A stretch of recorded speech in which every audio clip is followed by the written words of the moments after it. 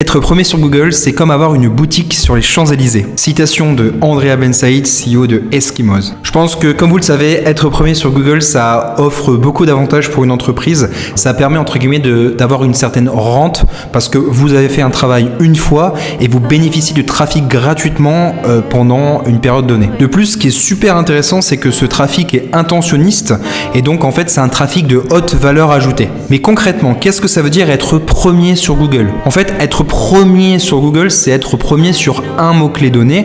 Donc évidemment, ça peut être sur plein de mots-clés différents, des mots-clés plus ou moins intéressants. Le problème, c'est que vous ne savez peut-être pas comment obtenir la position 1 sur Google et c'est ce qu'on va voir dans cette vidéo. Avant de vous présenter les 8 étapes pour être positionné premier sur Google, je me présente, je suis Corentin et dans cette chaîne, je vous parle de création et de stratégie de contenu. Et donc voilà, sans plus me présenter, on est parti tout de suite avec les 8 étapes pour être premier sur Google. La première étape, c'est la recherche de mots-clés. Donc évidemment, comme je vous l'ai dit, vous pouvez être positionné sur des mots-clés qui sont super intéressants et d'autres pas du tout intéressants. Donc c'est important déjà de premièrement faire une recherche de mots-clés et deuxièmement sélectionner les bons mots-clés. J'ai fait une vidéo sur comment rechercher des opportunités de mots-clés, c'est-à-dire trouver un maximum d'opportunités. C'est pas la sélection de mots-clés, c'est comment en trouver beaucoup. Donc je vous mets le lien juste en haut. Alors idéalement, un bon mot-clé, il a deux critères. Le premier, c'est que c'est un mot-clé business, c'est-à-dire que il est intentionniste, c'est-à-dire que la personne qui tape ce mot-clé est un potentiel client pour vous. Le deuxième critère, c'est le volume de recherche de ce mot-clé, c'est-à-dire que ce mot-clé a un volume de recherche important, il est utilisé beaucoup de fois par des utilisateurs de Google. Donc ça, c'est l'idéal parce que si vous avez un mot-clé qui est recherché beaucoup de fois, que vous êtes premier et qu'en plus ça vous génère des clients, c'est super intéressant. Le problème, c'est que vous n'êtes pas les seuls à vouloir vous positionner sur ce mot-clé et donc bien évidemment, si vous avez un mot-clé qui est beaucoup recherché et très intentionniste, il y a beaucoup de vos concurrents qui ont essayé de se positionner sur ce mot-clé. Et donc les outils comme SEMrush, par exemple, que moi j'utilise, vont essayer d'estimer la difficulté pour se positionner sur un mot-clé en fonction de ces éléments. C'est sur SEMrush le KD, Keyword Difficulty.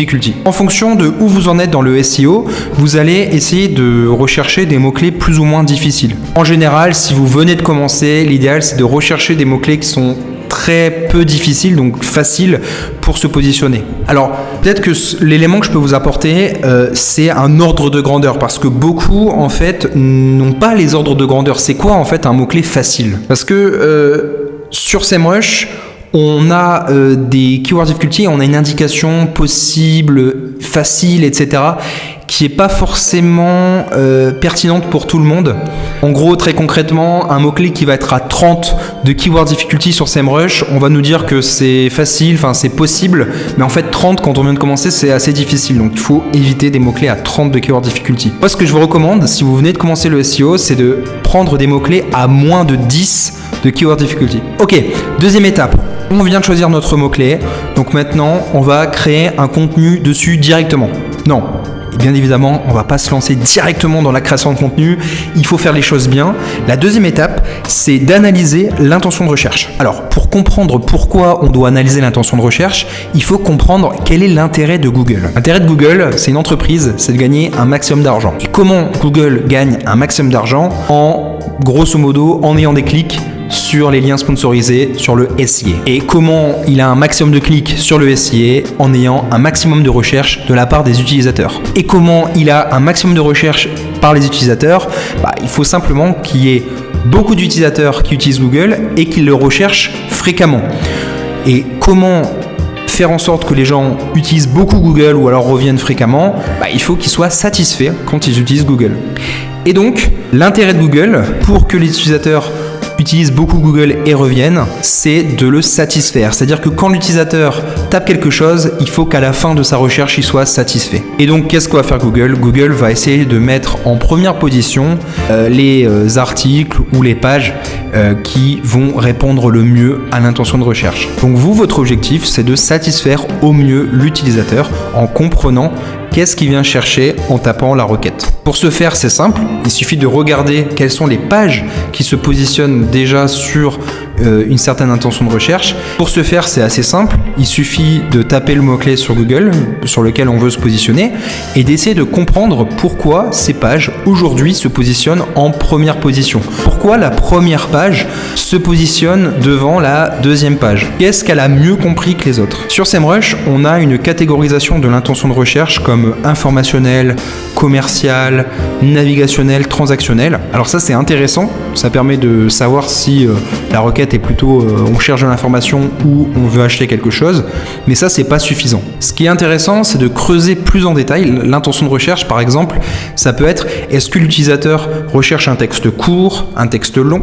Ça peut être est-ce que l'utilisateur veut un tableau, veut pas de tableau, veut plutôt des listes? Donc c'est plutôt ces éléments-là qui vont être intéressants de creuser. Ok, troisième étape donc, créer le contenu. Au sein de cette troisième étape, j'ai 4 sous-étapes. La première sous-étape, donc 3A, c'est de faire votre plan. Donc, le plan est composé de balises titres H1, H2, H3. Et donc l'objectif, c'est de faire un plan qui réponde à l'intention de recherche. Votre plan devrait globalement découler de l'analyse des concurrents. Alors, certes, vous avez compris l'intention de recherche, et quand vous allez vouloir créer votre contenu, vous allez vouloir faire un peu comme les concurrents, répondre de la même manière à l'intention de recherche que les concurrents, mais vous allez vouloir faire mieux que les concurrents. Faire mieux que les concurrents, ça peut vouloir dire plusieurs choses. Ça peut être répondre à l'intention de recherche comme eux, mais plus rapidement, ou de manière plus complète. Et ça doit se retranscrire dans votre plan. Donc, par exemple, vous pouvez essayer d'identifier des éléments qui ne sont pas mentionnés par vos concurrents et qui, selon votre intuition, mériteraient d'être présents. Donc, je résume. Vous avez analysé vos concurrents. Vous avez compris quels sont les éléments en commun chez eux, c'est-à-dire quelle est l'intention de recherche. Vous traitez cette intention de recherche mieux que les autres, c'est-à-dire soit de manière plus concise, soit de manière plus complète. En plus de ça, vous allez ajouter des éléments supplémentaires et ça doit se retranscrire dans votre plan. Deuxième sous-étape de l'étape création de contenu, c'est d'écrire votre contenu. Vous avez votre plan, vous avez juste à remplir les parties. Le mot d'ordre, c'est de ne pas faire de blabla inutile. Chaque phrase doit être utile. Soyez le plus dense possible. Ma recommandation, n'utilisez pas l'intelligence artificielle pour l'instant. En tout cas, ne l'utilisez pas telle qu'elle. Moi, ce que j'aime faire, c'est utiliser ChatGPT pour avoir des idées, c'est-à-dire pour avoir des bullet points, mais toujours reformuler et avoir mon ton humain qui est en général mieux que l'IA. Pour combien de temps encore? Ça, c'est la question. Troisième sous-partie de cette partie sur la création de contenu, c'est l'optimisation sémantique. Alors l'optimisation sémantique, l'objectif en fait, c'est de placer certains mots-clés qui ne sont pas le mot-clé principal, mais qui sont un ensemble de mots-clés qui sont présents chez les premiers concurrents. Et pour cela, il faut utiliser des outils parce que vous ne pouvez pas l'inventer par vous-même, à part si vous avez développé votre propre outil. En fait, la logique derrière, c'est d'aider Google à comprendre que vous voulez vous positionner sur un certain mot-clé en lui plaçant certains mots-clés qui sont des mots-clés qui sont généralement retrouvés dans les articles qui se positionnent sur votre mot-clé cible. Très concrètement, en fait, si on veut se placer sur un certain mot-clé, Google comprend et sait que de manière générale, il faut placer d'autres mots-clés dans le champ lexical du mot-clé principal pour être positionné. Je ne sais pas si c'est clair, mais le plus simple, c'est de vous montrer directement à l'écran. Donc voilà, je me retrouve donc sur le logiciel que j'utilise personnellement, qui est Todd SEO. Vous trouverez donc un lien affilié dans la description. C'est un lien. Si vous passez par ce lien, je touche une petite commission. Ça permet de soutenir la chaîne. Donc n'hésitez pas si vous voulez utiliser un outil d'optimisation sémantique. Moi, c'est celui que je préfère et que j'utilise personnellement dans mon entreprise. Donc c'est pour ça que je le recommande. Donc voilà, en fait, vous avez donc, j'ai créé un brief en fait, enfin, je sais pas comment ils appellent ça, mais en tout cas, je rentre le mot-clé donc sur lequel je vais me positionner, donc meilleur logiciel productivité, c'est un exemple. Et en fait, je vais avoir des termes à placer. Donc je les ai ici. Donc on a les termes qui sont obligatoires. Donc par exemple le outil productivité, c'est assez obligatoire parce que c'est compris dans le mot-clé principal. Mais je vais avoir d'autres éléments comme par exemple temps, tâche, projet, application. Très simplement, par exemple, si je tape outil, vous voyez qu'il s'est mis en vert. Si je tape productivité, voilà, il se met aussi en vert. Donc là, en gros, j'ai un nombre de fois où je dois le placer, entre 7 fois et 71 fois, pour que ce soit un vert foncé. Donc moi, mon objectif, en fait, c'est de placer déjà les obligatoires, le nombre de fois qu'on me demande, et après j'ai des complémentaires, donc là ça veut dire qu'ils sont pas obligatoires. Ça, le fait de placer les mots, ça m'augmente mon score, qui est juste ici, mon score SEO. Et en fait, ce qui est cool, c'est que j'ai un objectif de score. Ici, c'est 74%. Et donc, en fait, en plaçant certains mots, les mots demandés, j'augmente mon score et j'ai ma checklist. En fait, je dois juste arriver à 74%. Donc c'est ça que j'aime bien avec TOT-SEO, c'est que en fait par rapport à d'autres outils, j'ai le nombre de fois où je dois placer. Et ça aide vraiment beaucoup. Alors il y a plein d'autres choses, je reviendrai sur TOT-SEO parce que moi je l'utilise au quotidien, j'adore cet outil. Quatrième sous-étape et dernière sous-étape de la partie création de contenu, pour moi, c'est de soigner la forme. Alors, l'un des intérêts de soigner la forme, c'est de soigner l'expérience utilisateur. Alors, toutes les personnes qui font du SEO ne sont pas forcément d'accord avec ça sur l'importance du temps passé sur votre page, mais comme certains pensent que le temps passé est important, moi, ce que je vous recommande, c'est d'utiliser ça comme une bonne pratique. En gros, dans le SEO, il y a plein de choses sur lesquelles on n'est pas sûr, donc retenez ça, quand il y a quelque chose sur lesquels on n'est pas sûr, vaut mieux le faire au cas où. Et puis même, de manière générale, quand vous obtenez du trafic, je pense que vous préférez que votre page soit agréable, ça donne une image de votre entreprise qui est meilleure, et peut-être que ça augmentera la conversion. Donc voilà les éléments, moi, de forme personnellement que j'aime bien. Ça va être d'avoir des phrases relativement courtes, de 30 mots maximum. Ça va être de passer beaucoup de lignes. Moi, ce que j'aime bien, c'est que les paragraphes fassent maximum 3 phrases, maximum 3 lignes, hein. C'est deux choses différentes, les lignes et les phrases, mais c'est ce que j'aime bien. J'aime bien aussi que le texte soit relativement étroit sur la page, ça facilite la lecture et c'est une bonne pratique du UX de manière générale. Ce que j'aime bien aussi, c'est mettre beaucoup d'éléments de forme. Alors moi, ce que j'appelle des éléments de forme, ça va être des images, ça va être des encarts, ça va être des tableaux, ça va être des vidéos, ça va être des titres. Et ça, ces éléments-là, j'aime bien les retrouver assez régulièrement dans mon contenu.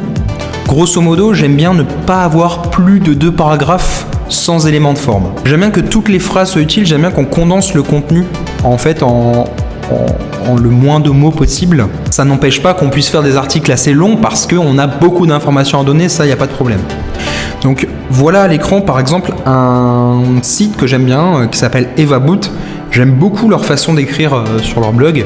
Donc vous voyez, vous avez un texte qui est relativement étroit. En fait, le contenu est relativement étroit. La police est assez grosse, donc c'est très facile à lire. On a des éléments en gras. On a énormément d'images. Les paragraphes sont courts, les phrases sont courtes. Et on a l'utilisation de la phrase active. You must use. Voilà, c'est pas il faut utiliser, non, c'est you. Et donc c'est très concret, il y a de la vidéo, il y a du call to action, il y a des checklists, il y a voilà, des bullet points ou des checklists, quoi, des numéros. Et voilà, beaucoup de titres, beaucoup d'images. En fait, c'est super agréable à lire et on n'est pas du tout dans le blog classique, un peu chiant. Et ça donne beaucoup de rythme en fait, beaucoup de... Voilà, on lit ça comme si on regardait une vidéo. Je pense que, vous le savez, aujourd'hui avec TikTok, l'attention elle est difficile à capter et donc ce genre d'éléments-là, c'est super intéressant. Quatrième étape, soigner la technique. Alors c'est pas forcément quelque chose qu'on va faire à chaque contenu, mais voilà, l'idée c'est que la technique doit être nickel, sinon vous n'allez pas ranker. La technique seule ne peut pas vous permettre de devenir numéro 1 sur Google, mais l'absence de technique peut vous empêcher d'être numéro 1 sur Google. Le deuxième élément, c'est que la technique, ça suit une loi de Pareto. Il y a plein de petits éléments techniques qui sont pas super importants. Par contre, il y a quelques éléments qui sont indispensables. Par exemple, je pense à la vitesse de chargement de votre page. C'est super important. Vous pouvez utiliser Page Speed Insights, je mettrai le lien dans la description, qui va vous permettre de voir si votre page est assez rapide ou pas. Le côté responsive sur mobile aussi, c'est super important. Alors, un autre élément qui est bon, je ne sais même pas si ça vaut le coup de le mentionner, mais c'est l'indexation des pages. Il faut évidemment que votre page soit indexée. Donc pour vérifier si votre page est bien indexée, vous pouvez aller sur votre Google Search Console et mettre le lien de votre page dans la recherche. Et on va vous dire directement si la page est indexée ou pas. Voilà, il y a plein d'éléments techniques, je ne vais pas rentrer dans les détails, mais en gros, voilà un peu les 3 éléments qui me viennent en tête quand je pense à des éléments importants pour voir si votre page va pouvoir ranker ou pas. Le plus simple, c'est d'utiliser un outil comme Screaming Frog qui va vous faire des recommandations techniques et comme ça, vous avez tout ce qu'il vous faut. Cinquième élément, soignez les balises méta. Alors les balises méta, c'est quoi? C'est les balises titres et la balise méta description. Donc très concrètement, voilà, si je marque sur Google par exemple How to export leads et about, je vois ce contenu ici. Donc là en fait, ici ça c'est la balise titre et ça c'est la balise méta description. Donc en gros, ça veut dire quand vous êtes dans la recherche Google, c'est ce qu'on voit, tout simplement. Alors les deux questions à se poser, c'est l'impact sur le SEO et deuxièmement, l'impact sur le CTR.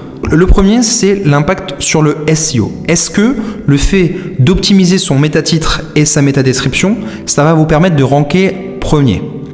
Alors, il faut savoir que la métadescription n'a aucun impact sur le SEO. Par contre, le métatitre a bien un impact sur le SEO.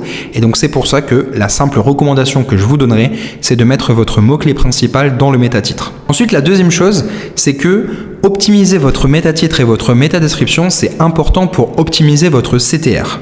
Votre CTR, c'est simplement votre taux de clic, donc c'est-à-dire le clic, les clics sur le nombre d'impressions. Donc ça, qu'est-ce que c'est exactement? En gros, l'idée c'est d'optimiser votre métatitre pour donner envie de cliquer, métadescription également, pour donner envie de cliquer à l'utilisateur. Et en fait, si vous avez un meilleur CTR, vous allez ranker de manière indirecte. C'est-à-dire que Google a intérêt à mettre des pages qui ont un bon CTR.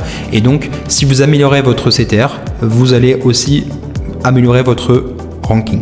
Alors, je vous retrouve encore une fois sur Tot. Il y a un truc que j'aime beaucoup sur Tot, c'est dans les prompts.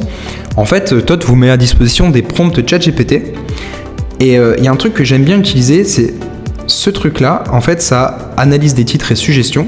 Donc, je vais le rentrer dans ChatGPT. Donc, j'ai copié le truc et ensuite je vais coller. Donc je vais laisser le truc dérouler, je vous retrouve tout de suite. Donc d'ailleurs, on parlait d'intention de recherche, vous voyez que l'utilisateur recherche une liste ou une recommandation d'outils de logiciels qui lui permettent d'améliorer sa productivité. Donc on a une comparaison et il s'agit d'une intention informative commerciale avec une recherche d'aide. Vous voyez, on a même dans ce prompt, c'est intéressant, une analyse de l'intention de recherche faite par ChatGPT. Donc on parlait d'intention, ça peut être aussi utile. Et donc voilà les propositions de balise title optimisées. Donc les 12 meilleurs logiciels de productivité en 2024, guide complet pour gagner du temps, top 10 outils de productivité, applications essentielles. En fait, voilà, vous avez des propositions de titres qui sont intéressantes et c'est à vous de vous demander lequel de ces titres va générer le meilleur taux de clic en fonction de vous, votre intuition. Et ça peut aussi vous inspirer, c'est-à-dire vous pouvez le faire vous-même, mais en prenant en compte ces suggestions. J'aimerais aussi vous montrer l'aspect métadescription qui est super intéressant aussi. Donc c'est le deuxième, je le colle et donc voilà, on a des super suggestions de métadescription. Je vous laisse voir en fonction de votre article et de votre préférence. Après c'est de l'intuition, c'est du bagou comme on dit. Sixième étape, le maillage interne. Maillage interne, c'est le fait de créer des liens entre ses propres articles. En fait, le maillage interne, ce qui est important de bien comprendre, c'est qu'il doit s'inscrire dans une stratégie globale d'arborescence ou de cocon sémantique. Alors, l'idée du cocon sémantique, là, je suis sur Google Images, j'ai tapé cocon sémantique. Donc là, par exemple, si je vous montre ça, c'est voilà, d'avoir en fait, vous voyez, des points comme ça qui se relient avec une hiérarchie. On peut aussi le voir comme ça. Donc, c'est-à-dire, vous avez une page cible, des pages mixtes. On peut appeler ça des pages sœurs, des pages filles, voilà, des pages petites filles, peu importe. Et donc l'idée c'est d'avoir différentes couches, différentes hiérarchies en fait entre vos pages. Je rentrerai plus dans les détails dans une autre vidéo. Et très concrètement, ce qu'il faut comprendre, c'est qu'il y a deux intérêts dans le fait de faire ce type de choses, donc des cocons sémantiques ou des arborescences ou des silos, voilà, comment vous l'appelez, ça dépend. Premier, c'est de bénéficier du lien, en fait, de lui faire des liens internes. Faire des liens internes, ça permet d'envoyer du jus SEO. Je vais rentrer un tout petit peu dans les détails de ce que c'est le jus SEO, mais très concrètement, votre page a du jus, c'est son PageRank, et ça, elle peut le distribuer grâce à l'envoi de liens. Ce lien, ensuite, en fonction de la proximité sémantique entre les deux pages, on va avoir un glissement sémantique qui va se faire. Et je rentrerai encore une fois dans les détails dans d'autres vidéos. Mais tout ça, ça se fait par Tot SEO également. C'est l'analyse en fait de la proximité sémantique entre deux mots-clés.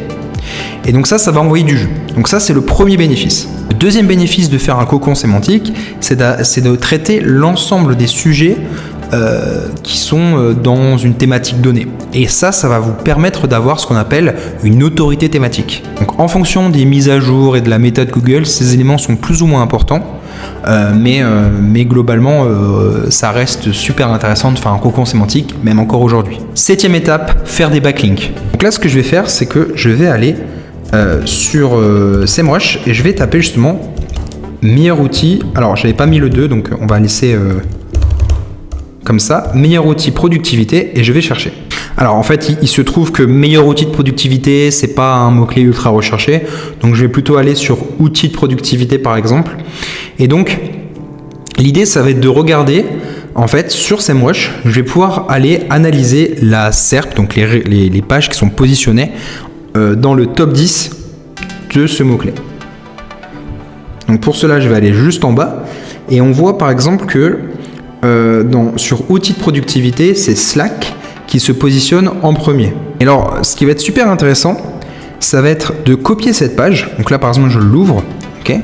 Je vais copier ça et je vais aller dans SEMrush. Je vais taper alors je vais aller dans Domain Overview, pardon. Je vais taper cette page et je vais mettre exact URL. Et en fait, là, on voit qu'il y a 0 backlink. Donc ça, c'est super intéressant parce qu'en fait, il y a 2 types de backlinks. Il y a les backlinks qui vont pointer vers votre homepage. Donc ça va avoir un impact sur votre autorité globale. Et après, il y a les backlinks qui vont pointer vers une page particulière.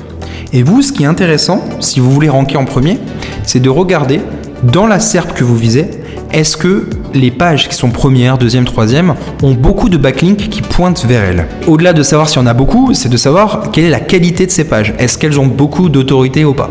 Donc là, on voit par exemple ici que la première page n'a pas de backlink, donc c'est sans doute qu'il n'y a pas forcément besoin de backlink pour être premier. Bon, après, il faut savoir quand même que c'est Slack qui est positionné en premier, ils ont une énorme autorité de domaine de manière générale, donc c'est aussi important de prendre ça en compte. Et donc voilà, pour les backlinks, vous avez 2 types de backlinks comme je l'ai dit, soit vers votre homepage, soit vers des pages précises en fonction de votre stratégie. Donc il peut être intéressant, pertinent, si vous voyez que sur votre SERP, les premiers donc, ont 2-3 backlinks, bah voilà, de faire pareil, de les copier, d'en avoir 2 ou 3, parce que ça peut être des éléments bloquants de ne pas avoir ces backlinks. Les backlinks marchent encore aujourd'hui. La dernière étape, la 8e étape, c'est de ne pas se limiter au SEO. Donc ça, aujourd'hui, ça ne suffit plus d'être uniquement sur le SEO. Il faut aussi être présent sur l'ensemble des réseaux sociaux. Donc voilà, aujourd'hui, Google prend en compte les signaux externes à votre site et en fait, son objectif, c'est de comprendre si vous avez une autorité en dehors de Google. Alors évidemment, c'est un conseil général qui ne s'applique pas que sur un contenu en particulier. Mais pourquoi je le mentionne ici? Parce que je me dis que ça peut être intéressant, une fois que vous avez créé votre article, vous l'avez publié, déjà d'aller le publier sur les réseaux sociaux, d'aller le diffuser, mais aussi de le réutiliser en tant que tel pour le repurposer. Parce que avec un article, vous pouvez par exemple tourner un épisode de podcast, faire une vidéo YouTube, faire 2-3 TikTok, faire 2 à 3 posts LinkedIn. Et en fait, ça, le fait d'avoir créé cet article, ça va vous permettre d'enrichir et d'utiliser ce contenu pour être présent sur l'ensemble des réseaux sociaux. Alors, n'êtes pas obligé de faire l'ensemble des réseaux sociaux, mais peut-être déjà sur un canal, 2 canaux en plus du SEO. Voilà.